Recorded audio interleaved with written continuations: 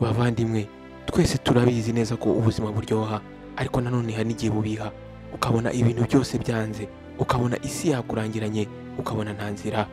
Tuzi neza ko hagati y'umwana n'umubyeyi haba harimo urukundo rurenze, ariko ndashaka kubabaza cyane cyane ababyeyi, ni ikihe kintu gishobora gutuma umubyeyi yikora mu nda agatererana umwana we akamusigira inyamaswa? Icyo ni ikibazo mbabajije. Duhurire muri comment section. Reka rero mbanyuriremo muri make iyi nkuru y'uyu mubyeyi. Nizere yuko mutari bujye kure, mubana nanjye kuva gutangira kugera ku iherezo. Mwakoze kwita mu Behind the Show. Reka tutangire. Turatangira uyu mwana ari kurira ubwo yarakivuka. Margaret mama we yararyamye iruhande rwe ananiwe cyane. Umukecuru umwe muri aka kavirage, uyu bamwitaga mama Esther, yateruye uyu mwana arangije amushyira mu gishura, arangije amuhereza mama we. Aramubwira ati ni umukobwa. Ibi ngibi bimubwiye ari guseka. Mbega umukobwa mwiza. Margaret ahangaha yeguye umutwe we n'intege nkeya kugira ngo arebe umwana we, ariko ntabwo uyu mugore yaje kwishimira uno mwana. Hari ikintu kitagendaga. Umwana ntabwo yabashaga kumureba. Nuko wa mubyeyi mama Esther arangije afata akakana arakegera mu maso, arangije aramubwira ati ntabwo abona. Margaret ahangaha umutima we watangiye gutera cyane. Aramubaza ati ushatse kuvuga iki? Undi aramubwira ati Margaret umukobwa wawe ni impumyi. Nuko Margaret ahangaha yagumanye umwana we amukikiye ku bibero bye, atangira kumureba amwitegeza mu maso, yitegereza ibiganza bye, yitegereza n'ibirenge bye. Nuko hanze aho ngaho hari abandi bagore bo muri ako gace bari bategereje kumva amakuru meza, ariko Margaret yabashaga kumva uko bari kuvuga ibyo bari kuvuga bari aho hanze. Yatangiye kumva ba bagore bo muri ako gace bari hanze aho ngaho bari kuvuga ngo ntago ari umwana yabyaye ahubwo yabyaye umuvumo. Batangira kuvuga bati uyu mwana abyaye azamuteza ibibazo. Ese ninde uzashaka umwana w'umukobwa wawe impumyi? Margaret ahangaha yafashe umwana we aramukomeza, ndetse ari gutitira n'ubwoba bwinshi. Papa w'uyu mwana hari hashize amezi 3 apfuye, ntabwo yarakiriho.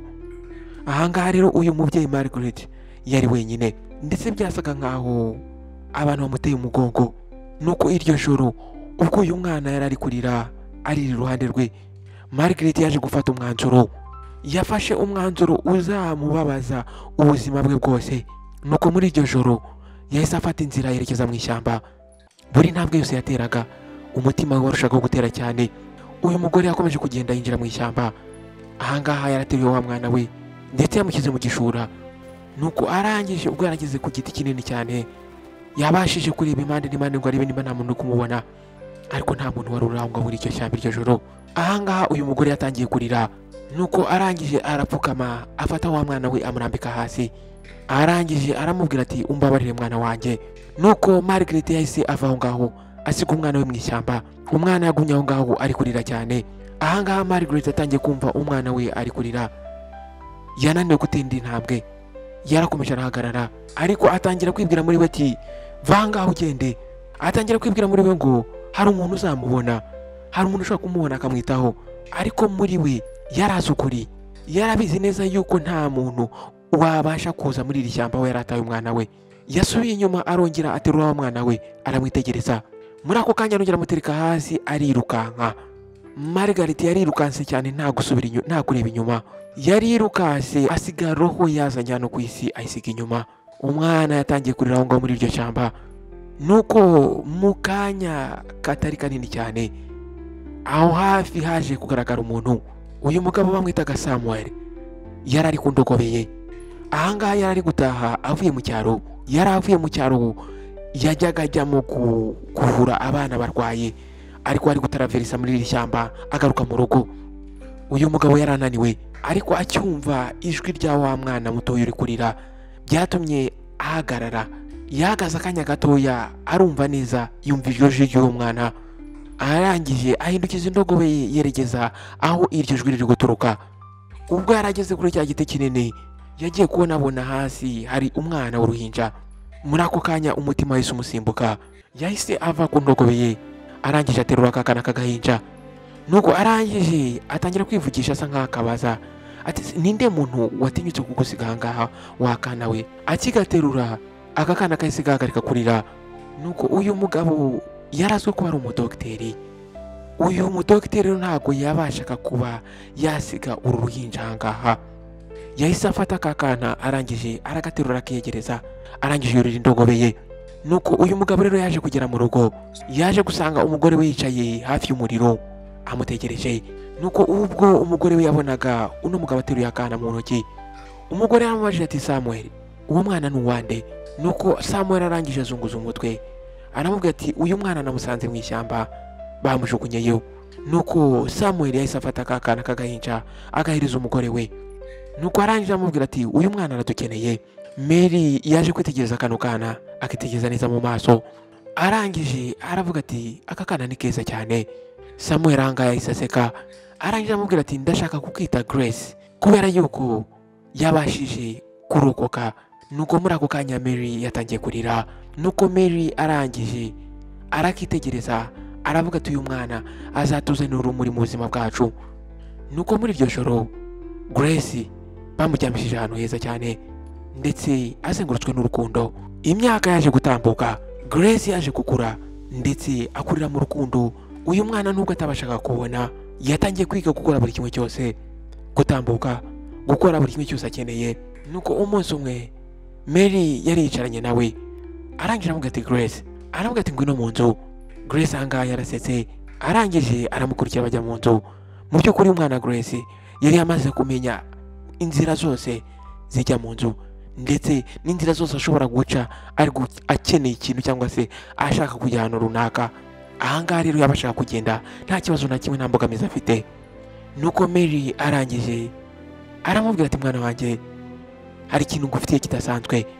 Nuko Mary arangije amuha akantu kameze nk'umwirongi akamushyira mu ntoki, aramubwira ati ndashaka wiga uburyo bacuranga kano kantu.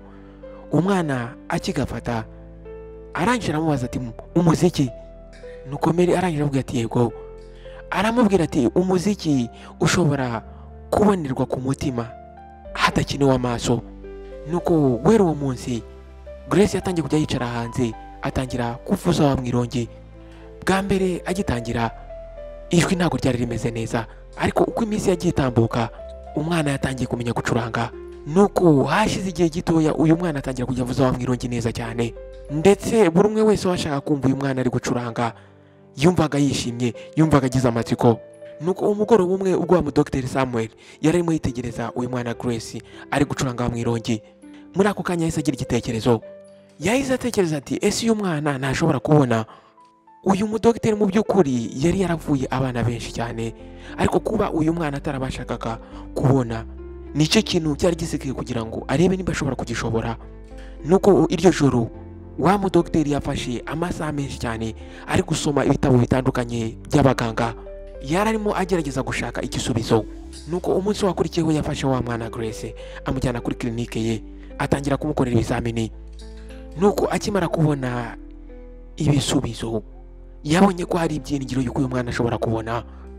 Nukuri uyu mwana kuba yari afite ubumuga bwo kutabona ntabwo byari ibintu biri permanent, byashoboraga kuba byakira.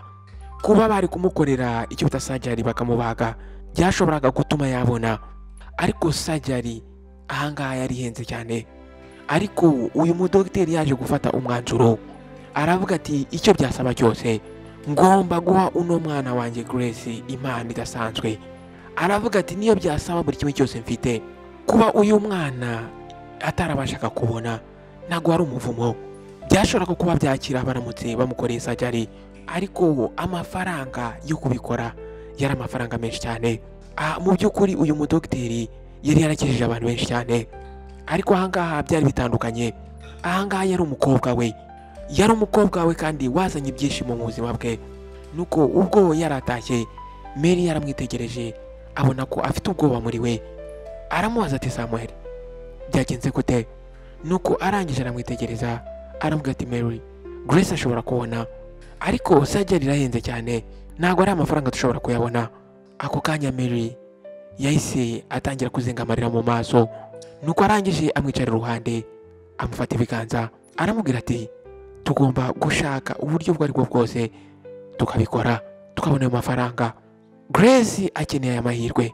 Samuel arangije aramubwira ati niba ngombwa ko ngurisha clinique yanjye nzayigurisha. Mary ahangaha aratungurwa, aramubwira ati ariko clinic n'ubuzima bwawe. Ahangaha yarasetse ariko ubona ko asetse ababaye. Nuko aramubwira ati Grace n'ubuzima bwanjye. Nuko muri iryo joro Samuel yavuye aho ngaho aragenda ajya gushakisha. Yatangiye kuganira n'inshuti n'abavandimwe, atangira kuguza, ndetse yatangiye no gutekereza ko ashobora kugurisha inzu ye, ariko amafaranga arakiri make cyane. Nuko umunsi umwe hari umugabo waje kumusura ataranabyiteguye. Uyu mugabo witwaga Benson yari umugabo ukora business, businessman. Uyu mugabo yari yarigeze kuba umurwayi we. Arangije aramubwira ati Doctor, numvise yuko ukeneye amafaranga. Ahangaha Benson yabimubwiye amwegera asa nk'usunika intebe. Aramubaza ati ukeneye amafaranga ngahe? Samuel ahangaha yashe nkaho atabyumva neza mbere yuko amusubiza. Nuko ahangaha Benson arangije araseka, aramubwira ati hari ibyo nkugomba, ngufite ideni ngomba kwishyura amafaranga asajya ari yose. Muri ako kanya Samuel yahise atungurwa, aramubaza ati uzabikora? Undi aramubwira ati yego, waranyishije umunsi umwe, warantabaye, nanjye reka mbikore ibyo wankoreye, reka mbikorere umukobwa wawe. Muri ako kanya Samuel yatangiye kurira, amarira atangira gushoka. Ubwo yafataga mu biganza uyu mugabo Benson amushimira cyane, aramubwira turakoze cyane. Ahangaha uyu mwana yahise ajyanwa ku bitaro. Grace ahangaha yararyamye ku gatanda, Mary yaramufashe mu biganza bye. Nuko kakana karangije kabaza Mary kati mama ese biri buryane? Mary arangije amusoma ku gahanga, aramubwira ati my love, ntago biryana, humura, uraza gusinzira, noneho nuza kubyuka uraza kubona isi. Nuko umwana arangije aramubwira ati nawe ndaza kukubona. Nuko Mary aramubwira ati yego mwana wanjye, uraza kumbona.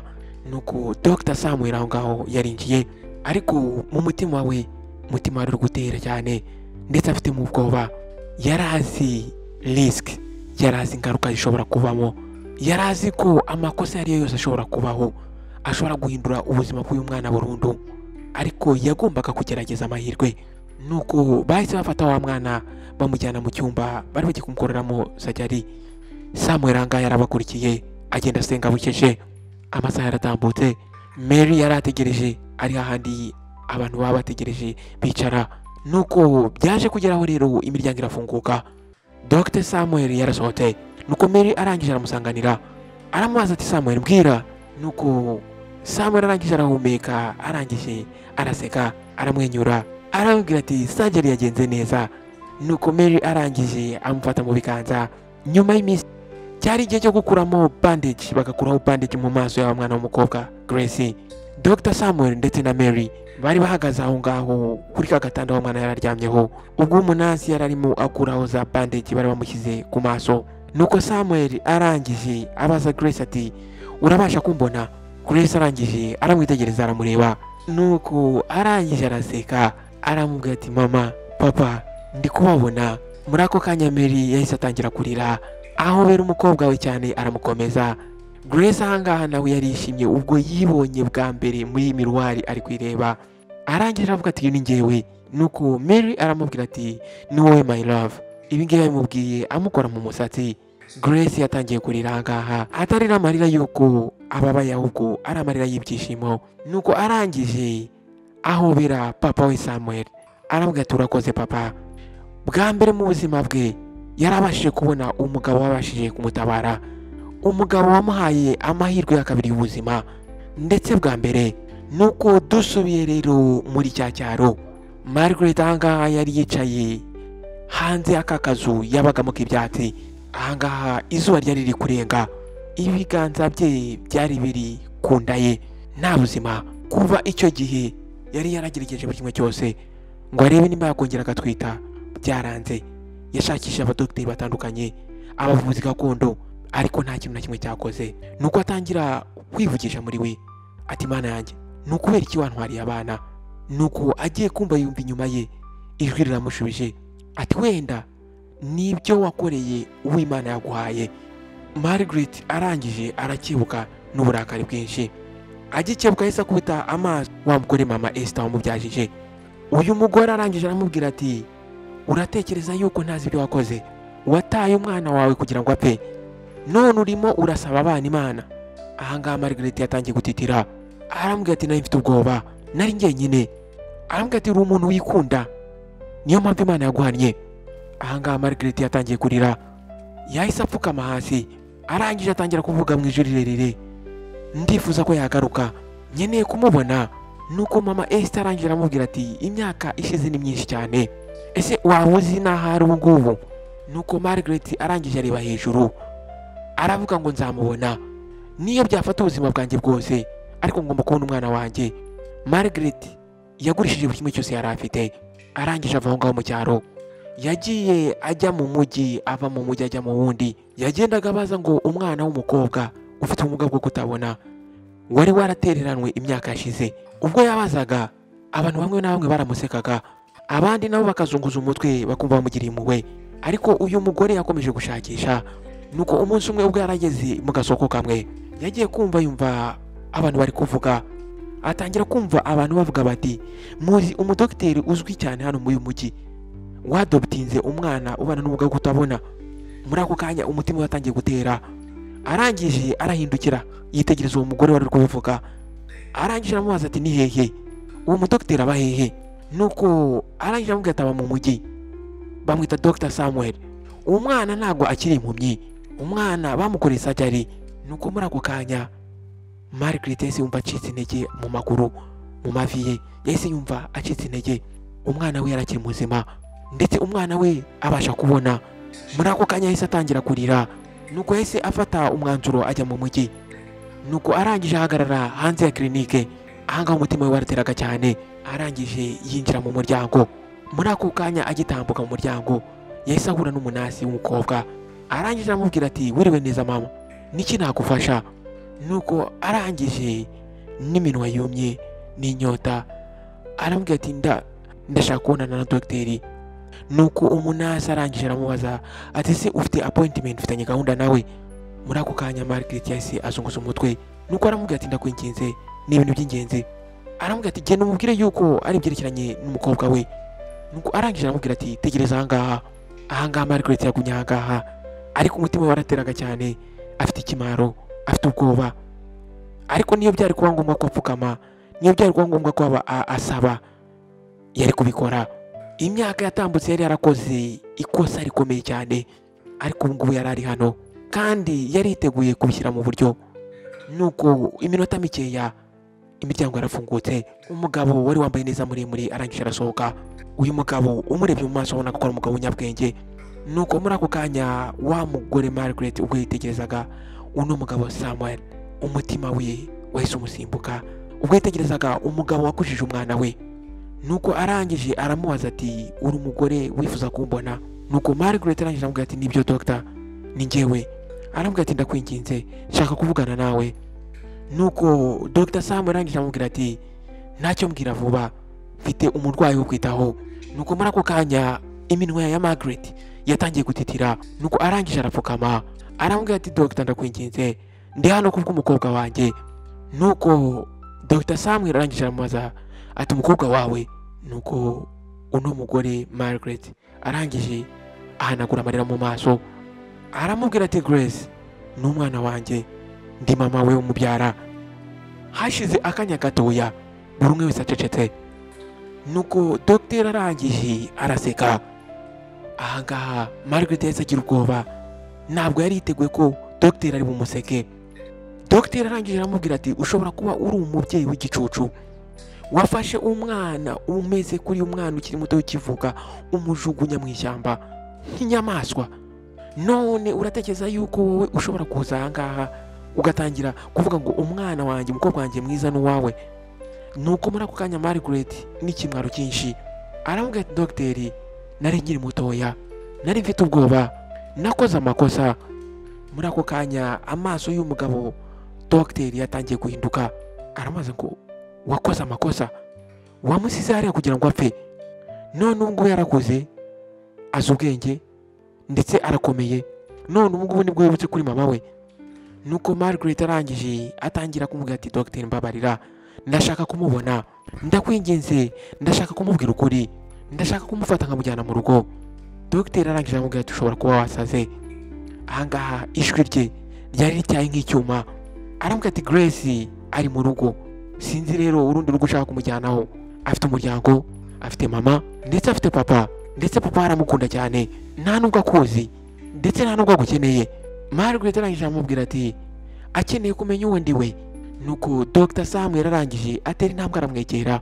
Ahangaha yahise atangira kurakara. Aramubwira ati nuramuka wongeye gutera intambwe wegera umukobwa wanjye nzahita mpamagara polisi. Ahita amubwira ati sohoka ahangaha. Margaret ahangaha yatangiye gusaba imbabazi, atangira kumwinginga, ariko Dr. Samuel arangije amwereka umuryango.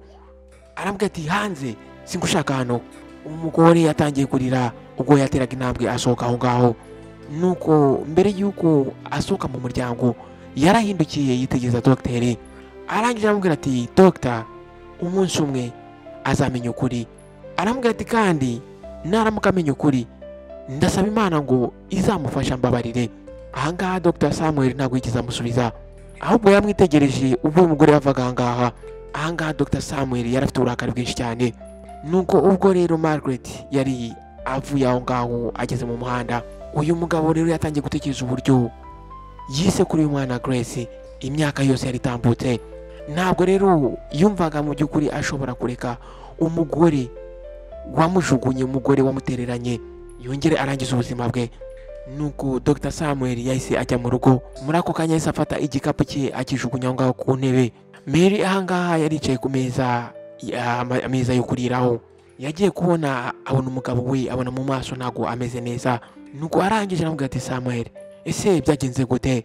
Ahangaha yaragiye kumwakira. Nuko arangije yicara hasi aramubwira ati yaje. Mary arangije amubaza ati ninde? Nuko Dr. Samuel arangije yubura umutwe aramubwira ati mama Grace, wa mugore wamutaye mu ishyamba. Muri ako kanya intoki za Mary zatangiye gutitira, yahise amwicara iruhande. Ahangaha umutima we wari gutera cyane. Nuko aramubwira ati Samuel nari mbizi neza ko iyi minsi izaza. Nuko Dr. Samuel arangije amubwira ati yapfukamye aransaba ngo muhe Grace yongera mujyane. Mary arangije afata ibiganza by'umugabo we aramubaza ngo atware Grace. Aramubwira ati Samuel Grace n'umukobwa wacu, uyu mwana yazanye ibyishimo mu buzima bwacu, ntabwo jyewe natuma Grace ava ahangaha. Nuko Dr. Samuel aramureba aramwitegereza, bahuza ibiganza. Aramubwira ati Mary wigira ubwoba, ntabwo dushobora kubura umwana wacu, ntabwo nzigera ntuma uriya mugore afata Grace akamukura ahangaha. Ahangaha Mary yatangiye kurira. Aramubaza ati ariko se bizagenda gute umunsi umwe Grace nashaka kumenya mama we? Ese bizagenda gute nabaza ibibazo? Nuko Dr. Samuel arangije azunguza umutwe aramubwira ati twamureze n'urukundo rwinshi cyane, azabyumva neza ko turi umuryango nyawo we. Ariko ahangaha hari icyo batari bazi. Grace ahangaha aho yari yicaye yari ari aho ngaho inyuma y'urukuta, yari arimo yumva buri kimwe cyose ababyeyi barimo bavuga. Bwa mbere yashe nkaho afite amatsiko muri we, ariko ubwo yakomeje kumva ibyo bari kuganira yari amaze kumenya yuko aba babyeyi atari ababyeyi be nyabo, ahubwo yari yabaye abandoned, yari yaratawe. Muri ako kanya yatangiye kurira uyu mwana, umutima watangiye kujanjagurikamo ibice. Ubuzima bwe bwose yari amaze kubaho bwari ikinyoma. Grace yaragiye ajya mu cyumba cye arikingirana. Muri we yumvaga umubiri we wuzuyemo agahinda kenshi cyane. Ahangaha mu bwonko bwe hatangiye kuzamo ibibazo byinshi cyane. Ese ninde mama wanjye nyawe? Ese nukubera iki yanjugunye? Ese nukubera iki mama na papa batambwije ukuri? Yafashe rero umusego awushyira mu maso, arangije ararira cyane. Ababyeyi yari yarakunze ubuzima bwe bwose, ntago bari ababyeyi be nyabo. Uyu mwana yari umwana wari warajugunywe hanze, yaratereranywe. Ijoro ryose ntago uyu mwana yabasha gusinzira. Uyu mwana mu by'ukuri yakundaga Dr. Samuel ndetse yakundaga Mary mama we, ariko ubu ngubu ntabwo yarazi ese we ni muntu ki, ntabwo yari yabasha kumenya uwo ari we. Nuko mu gitondo uyu mwana yaje gufata umwanzuro, yarakeneye kumenya ese ninde mugore wamubyaye. Nubwo yari mu bubabare bwinshi cyane, ariko yarakeneye kumenya ukuri, akamenya ninde muntu wamubyaye. Nuko Mary ahangaha ubwo yari mu gikoni arimo ategura ibyo kurya bya mu gitondo. Nuko bisanzwe iki gihe Grace yabaga ari ahangaha hasi, twakwitanga downstairs acuranga piano, ariko ahangaha ntago Mary yari arimo amubona. Nuko rero Mary yahise ava aho ngaho arangije arazamuka ajya upstairs. arangije arakomanga yitonze ku cyumba cy'aho mwana w'umukobwa. Nuko arangije amubaza ati my love wabyutse, ariko ntabwo yigeze amusubiza. Arongera arakomanga aramubwira ati Grace hamaze kugera saa 4 za mu gitondo, ntabwo yigeze urya, ese umeze neza? Agiye kumva yumva ijwi ndetse rifite uburakari bwinshi ati genda vangaha. Mary ahangaha se yumva agize ubwoba aratungurwa. Ahangaha ntabwo yizeraga ko ari ijwi ry'umwana we Grace, ahangaha ryari ijwi ryuzuyemo agahinda. Nuko arangije aramubwira ati Grace mwana wanjye ese niki kitagenda? Nuko Grace arangije aramubwira ati uri umubeshyi, mwese uko muri babiri wowe ndetse na papa murababeshyi, ntabwo nshaka kubabona. Nuko Mary arangije aramubaza ati Grace nibyo ushaka kuvuga? Arangije aramubwira ati fungura urugi tuvugane. Nuko Grace arangije aramubwira ati oya, ntabwo ngiye nshobora kubana n'abantu b'ababeshyi, ntabwo muri ababyeyi banjye. Nuko Mary ahangaha yahise yumva atunguwe ndetse umutima utangira gutera cyane. Grace yari amaze kubimenya, ariko se yabimenye gute? Nuko aramubwira ati Grace kingura ngusobanurire. Grace arangije aramubwira ati nta kintu na kimwe nshaka kumva. Aramubwira ati yewe ndeka jyenyine. Mary ahangaha nawe yatangiye kurira. Kuva yamenye uyu mwana ndetse kuva yarera uyu mwana ntabwo yari yamubona na rimwe arakaye bigeze ahangaha. Ahangaha yumvaga mu mutima we ari ikintu gisa nkaho kimujombye. Nuko akimara kubona yuko Grace atari bufungura urugi, Mary yahise agenda aramanuka downstairs. Arangije afata telefone n'ubwoba bwinshi cyane ahamagara nimero y'umugabo we. Telefone yarasonye kabiri mbere y'uko umugabo we amwitaba, ariko ahangaha acyumva ijwi ry'umugore we yabasha kumva yuko hari ikintu kitagenda neza. Mary ahangaha yarahumetse. Nuko arangije aramubwira ati Samuel ni Grace, uyu mwana yahindutse, yifungiye mu cyumba, ntabwo yigeze arya ahubwo arimo aratwita ababeshyi. Muri ako kanya bose bahise baceceka. Nuko Mary arangije aramubwira ati yabimenye, ntabwo nzi uburyo yabimenye ariko azi ukuri, ndetse yanze kuvugana nanjye, nta nubwo ashaka no gufungura urugi. Aramubwira ati guma aho ngaho ndaje mu rugo aka kanya. Nuko Dr Samuel yahise yinjira mu modoka, atwara imodoka cyane ndetse yameze nk'umuntu w'umurwayi cyangwa se umuntu wasaze. Ahangaha mu bwonko bwe uyu mugabo yari amatekereza ibintu byinshi cyane. Atangira kwibaza ese ni gute Grace yamenye ibi bintu, ese ninde wabimubwiye? Yashakaga kuzabimubwira yarakuze, none uyu mwana arabashije kumenya ukuri, akumenya atari igihe nyacyo cyo kukumenya. Ahangaha uyu mugabo yatangiye gutekereza uburyo agiye kubura uyu mwana. Nuko mu minota 20 yonyine yahise aparika aho ngaho, arangije aba mu modoka yihuta cyane, arangije arirukanka yinjira mu nzu. Yaragiye asanga Mary yicaye aho ngaho muri salo. Ahangaha yari yubitse umutwe mu maguru. Nuko arangije amubaza atari hehe. Mary arangije anakura amarira aramubwira atari mu cyumba cye. Nuko Dr Samuel arangije arazamuka ku masikariye, arangije ahagarara imbere y'urugi rw'icyumba cya wa mwana. Arangije arakomanga aramubwira ati Grace fungura urugi. Arongera arakomanga aramubwira ati ni papa reka tuvugane. Nuko Grace arangije aramubwira ati genda. Muri ako kanya Dr Samuel yafunze amaso ye atangira kumva ububabare muri we. Nuko arangije aramubwira ati Grace ndakwinginze nyumva, ndabizi ko ubabaye ariko kwifungirana mu cyumba nta kintu biri buhindure. Wa mwana arangije aramubwira ati narakwizeye. Atangira kurira, naragukunze urangije urambeshya. Nuko Dr Samuel arangije yega amakuru rwa rugi aramubwira ati mwana wanjye ntabwo twakubeshye, ahubwo twarakurinze, twaragukunze ndetse turacyagukunda. Nuko umwana arangije amubaza ati ni ukubera iki mutambwiye ukuri?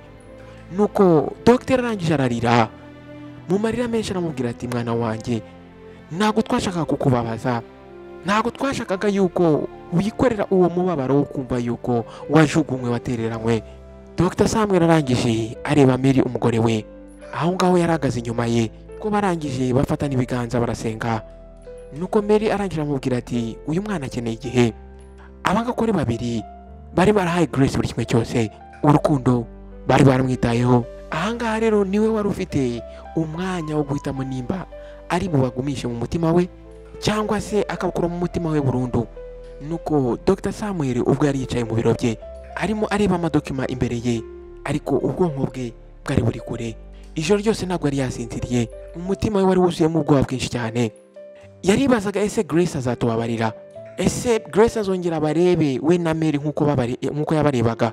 Yari amaze igihe kinini atabara abantu benshi cyane avura indwara zitandukanye, ariko ahangaha uyu mudokiteri mu by'ukuri muri we yumvaga nta mbaraga afite, yumvaga ari powerless.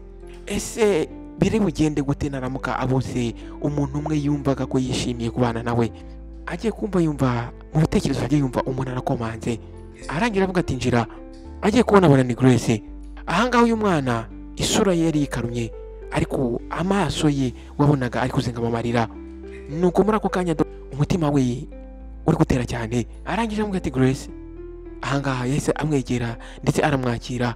Nuko Grace arangije arahumeka, arangije aramwitegereza, arangije aramubwira ati nabababariye we na mama. Nuko Dr. Sam arangije aramubaza ati watubabariye? Grace arangije aramubwira ati yego nabababariye. Arangije aramubwira ati wowe ndetse na mama muri ababyeyi banjye, mwarankujije, mwarankunze ndetse mwampaye buri kimwe cyose, rero uko byagenda kose muzahora muri ababyeyi banjye. Nuko Dr. Samuel ahangaha yahise amufata. Nuko Grace ahangaha arangije aramwegera, ijwi rye ryari ryuzuyemo emosiyo. Nuko arangije aramubwira ati ntabwo nzigera njya kwa mama wanjye ubyara, nta na rimwe nzigera mbitekereza kujya kwa mama wanjye ubyara. Muri ako kanya dogiteri yahise arira, emosiyo ziramwica, ahobera umwana we Grace. Grace nawe atangira kurira. Nuko arangije aramubwira ati urakoze cyane mwana wanjye, arambwira ati urakoze kutubabarira. Nuko Grace arangije aramubwira ati ndagukunda papa, ntago nitaye ku byaho naturutse, wowe na mama muri umuryango wanjye. Nuko Dr. Samuel arangije amusoma ku gahanga, aramufata aramwegereza, aramubwira ati mwana wanjye ndagukunda cyane, ntago nshaka kukubura na gato. Nuko Grace arangije ahanagura amarira ye, arangije aramubwira ati papa ntago uzigira umbura, ntago nzigera mva iruhande rwawe. Muri ako kanya Dr. Samuel yarasetse, ariko aseka inseko ivanze n'amarira y'ibyishimo, arongera aramuhobera. Muri ako kanya nta kindi kintu cyavuzwe, ntibigeze avuga ku mugore wamutaye, ndetse nta nubwo bigeze avuga ko hashize. Ahangaha buri kimwe cyose cyari gishyizwe ku ruhande. Ahangaha yari nka papa ndetse n'umukobwa we, rero nta muntu n'umwe wari kubasha kuba yafata uyu mwana ngo amutandukanye na papa we. Nuko hashize iminsi ibiri, ubwo Grace yaramaze iminsi ababariye papa we ndetse na mama we, ariko ntabwo umuraba wari warangira. Dr. Samuel ubwo yari ari ku biro bye arimo yakira abarwayi, agiye kumva yumva sekreteri we arinjiye, ndetse sekreteri we yari afite ubwoba bwinshi cyane. Arambwira ati Dr. hari umugore uri hanze ushaka kukubona. Nuko Dr. Samuel arangije aramubwira ati genda umubwire yuko umuze. Nuko sekreteri arangije asa nkaho yanze kwemera igisubizo ahawe. Nuko arangije aramubwira ati nyakubahwa, uyu mugore ari guteza akavuyo, ari gusakuza cyane, abantu bamushungereye hanze. Nuko Dr. Samuel arangije aramubaza ati se uyu mugore ninde? Nuko mbere yuko uyu musekreteri yamusubiza, agiye kumva yumva mu bitaro aho ngaho hari umugore uri kwinjira avuga n'ijwi riri hejuru cyane. Nuko iryo jwi ryavugaga ngo Dr. Samuel uri igisambo, wibye umwana wanjye. Muri ako kanya amaraso y'uyu mudogiteri yahise atangira gukonja, arangije arahaguruka. Agiye kumva yumva umuryango urakingutse, Margaret yahise yinjira. Ahangaha uyu mugore yari yarakaye cyane. Nuko arangije aramubwira ati wowe, atangira kumutunga urutoki, uratekereza yuko ushobora gufata ibyanjye ukabijyana? Nuko Dr. Samuel aramubaza ati ese niba icyo ushaka kuvuga, wanyibiye umwana, waramushimuse, none urashaka kwigira umuntu w'umumarayika? Nuko Dr. Samuel atangira kumubaza ati ariko wasaze wa mugore we, wowe wafashe umwana uramutererana umujugunya mu ishyamba, none ugize imbaraga zo kuza ahangaha utangira kunyita umujura. Nuko Margaret ahangaha arangije asa nk'utiri ntabwo asubira inyuma, arambwira ati genda mama we, naramubyaye, nta burenganzira ufite bwo kumutwara. Nuko Dr. Samuel arangije asa nkaho aseka mu gakeya, arambwira ati nta bubasha mfite, nta burenganzira mfite. Ati nta burenganzira mfite bwo kumukiza urupfu, nta burenganzira mfite bwo kumuha aho agomba kuba. Mbwira wa mugore we, wari uri hehe igihe uriya mwana yari ari kurira ashonje? Ese wari uri hehe igihe uriya mwana yari akeneye urukundo? Ese wari uri hehe igihe uriya mwana atabashaga kubona adafite n'umwitaho? Ahangaha Margaret yatangiye gufungura akanwa, ariko nta jambo na rimwe ryasohokaga. Nuko Dr. Samuel arangije azunguza umutwe, arambwira ati wa mugore we, wakagombye guterwa isoni nawe. Muri ako kanya intoki z'uyu mugore zatangiye gutitira, arangije aramubwira ati ntago wagombaga kundirira umwana ntaguhaye uburenganzira. Nuko dogiteri arangije aramubwira ati nawe nta burenganzira ufite bwo kumuzana hano ku isi ngo nurangiza umujugunye hanze umutererane. Muri ako kanya aho ngaho buri wese yaracecetse. Dogiteri ahangaha yatangiye kurakara cyane, ahangaha muri we yatangiye gushya, atangira kurakara nk'umuriro uri kumutwikamo imbere. Nuko Margaret arangije arahumeka, arangije amutunga urutoki aramubwira ati nzabwira isi yose ibyerekeye wowe, buri umwe wese azamenya yuko wowe n'umugore wawe mwibye umwana wanjye. Nuko ahangaha Dr. Samuel arangije araseka aramubwira ati ngaho genda uvuge icyo ushaka, genda ubabwire, ndetse ubabwire uburyo wafashe umwana wawe wari ukimara kubyara ukamujugunya mu ishyamba. Nuko uyu mugore arangije aramubwira ati byanze bikunze ngomba gusubirana umwana wanjye. Nuko Dr. Samuel arangije aramubwira ati wa mugore we, uyu munsi ushobora kuba ari wo munsi wa nyuma winjiye mu bitaro byanjye. Nuramuka wongeye ukaza ukegera umuryango wanjye, nzakora ibishoboka byose ufungwe kuba warataye umwana ukamuta mu ishyamba. Nuko Dr. Samuel arangije aramubwira ati wowe uzongera ungerageze nzabikwereka. Uyu mugore yahise ava aho ngaho arasohoka ndetse n'uburakari bwinshi cyane, mu by'ukuri yumvishaga ko azabikora. Nuko muri uwo mugoroba ubwo Dr. Samuel yari agarutse mu rugo, nuko arangije akuramo ikote, arangije yicara muri salo. Mary ahangaha yari ari mu gikoni, yabonye ko umugabo we atameze neza, arangije araza aramwakira. Nuko arangije aramubaza ati Samuel byagenze gute? Nuko arangije aramubwira ati Mary wa mugore yongera aragaruka. Nuko Mary arangije amubaza ati wa mugore Margaret uyu musore ntuyavuze iki?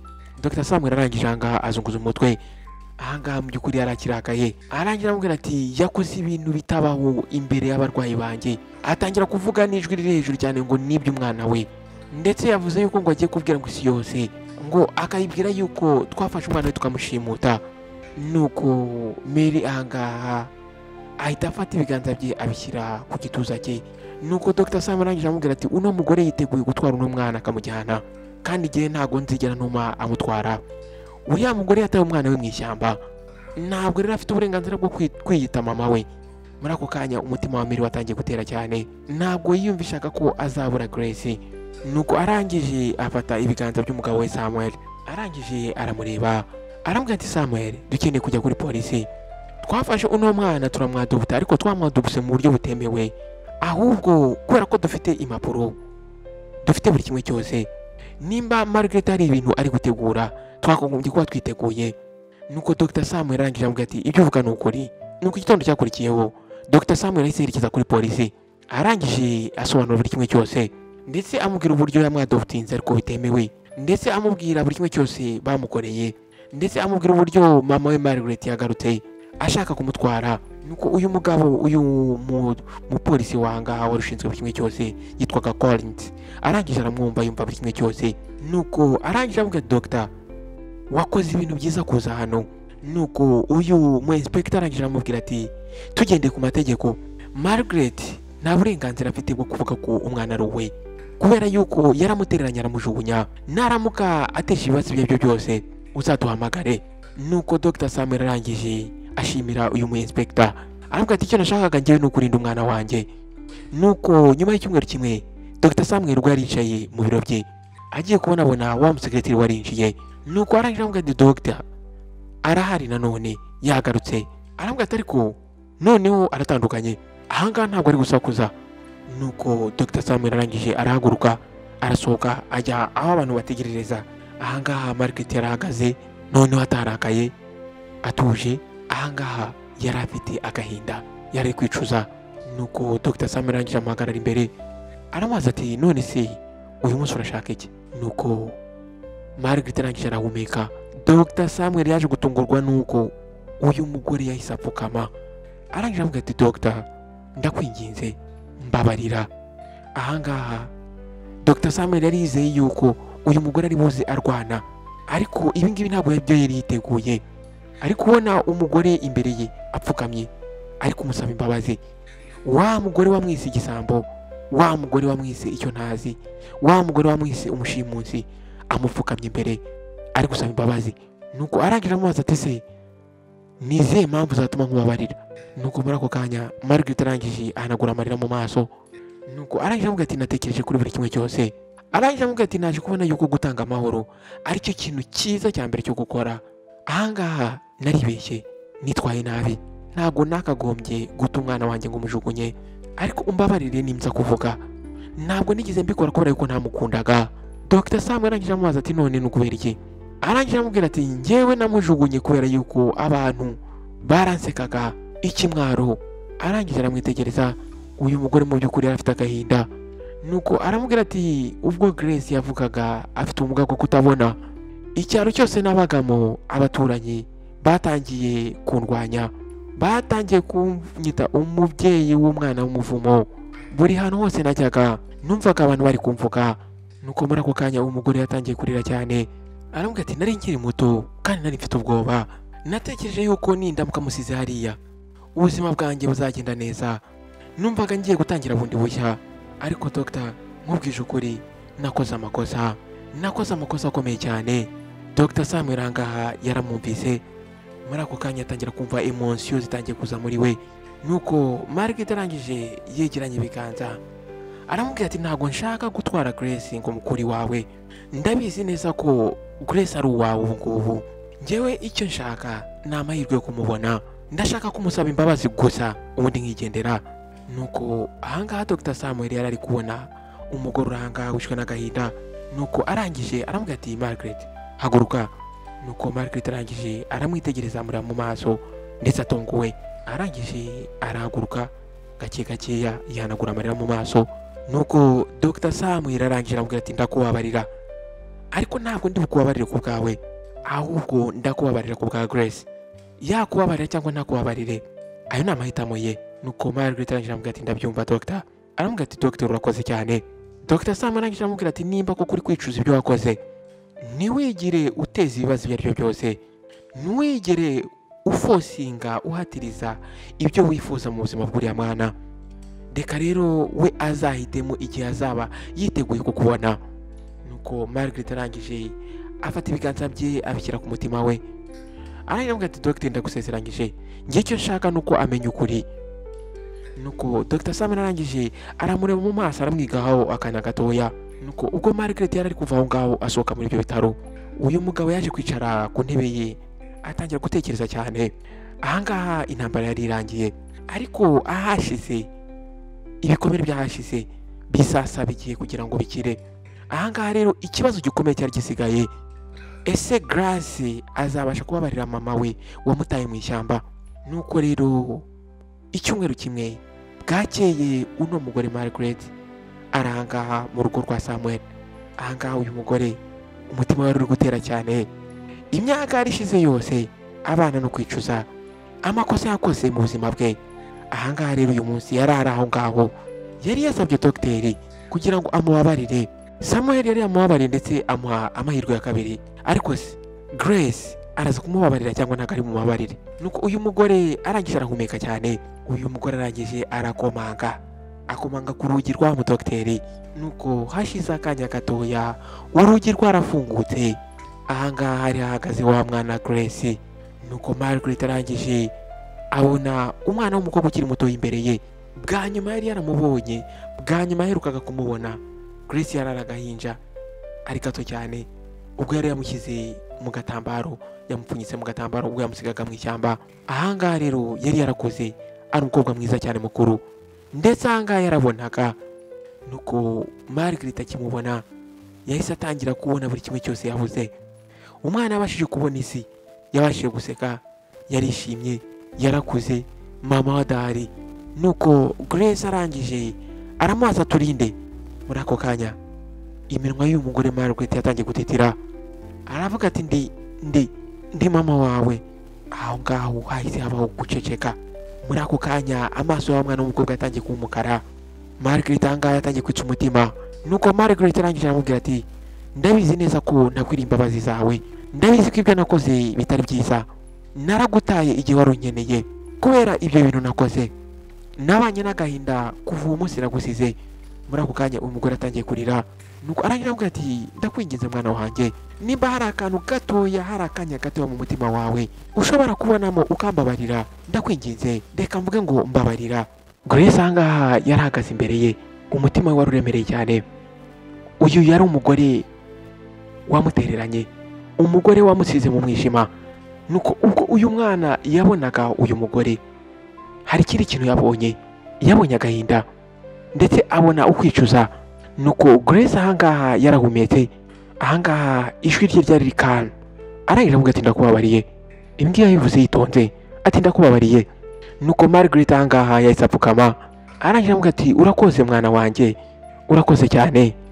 Noneho wa mwana arangije arakomeza aravuga ati ndakubabariye, ariko Dr. Samuel ndetse na Mary bazahora ari ababyeyi banjye, nibo babyeyi bandeze ndetse nibo babyeyi bankunze igihe utankunze wowe. Nuko Margaret arangije aramubwira ati ndabyumva mwana wanjye, ntabwo nshaka kugukuranga ngo nkujyane, njyewe icyo nashaka ni ukumva uvuga iryo jambo rimwe gusa, kumbabariye. Ubu ngubu byibuze nahumeka. Grace ahangaha umutima we yumvise uremereye, ariko yari abizi neza yuko afashe icyemezo nyacyo. Ahangaha mu by'ukuri kuba yari kumubabarira ntago byari bivuze kwibagirwa, ahubwo kwarugukira. Dr. Samuel ndetse na Mary bari baramuhaye aho kuba, baramwakiriye mu rugo rwabo ndetse bamuha urukundo ndetse bamuha n'ahazaza. Rero nta kintu na kimwe cyashoboraga kuba cyahindura ibyo ngibyo, ariko kuba yababarira Margaret byatumye agahinda muri we gashira. Agahinda yari afite mu mutima we kahise gashira. Nuko ubwo Margaret yavaga ku mavi ye ahaguruka, yahanaguye amarira ye mu maso. Ahangaha yamwitegereje bwa nyuma, arangije aramubwira ati mwana wanjye, uru rumuri umunsi umwe nagerageje kujugunya hanze, ariko Imana yaragutabaye. Nuko Grace arangije aramwenyuramo gakeya, aramubwira ati yego Imana yarantabaye. Nuko Margaret yahise ahindukira, arangije ava aho ngaho. Grace nawe arangije yitegereza umugore wamubyaye, ava aho ngaho amusigaho. Uyu nguyu ntago yari umwanzi we, ahubwo yari mama we ugomba kugenda akiga isomo rikomeye cyane. Nshuti bavandimwe, inkuru nabateguriye uyu munsi nahanga irangiriye. Iyi ni inkuru ifite inyigisho ikomeye cyane, ndizera ko mwabanye nanjye kuva ku itangira kugera ku iherezo.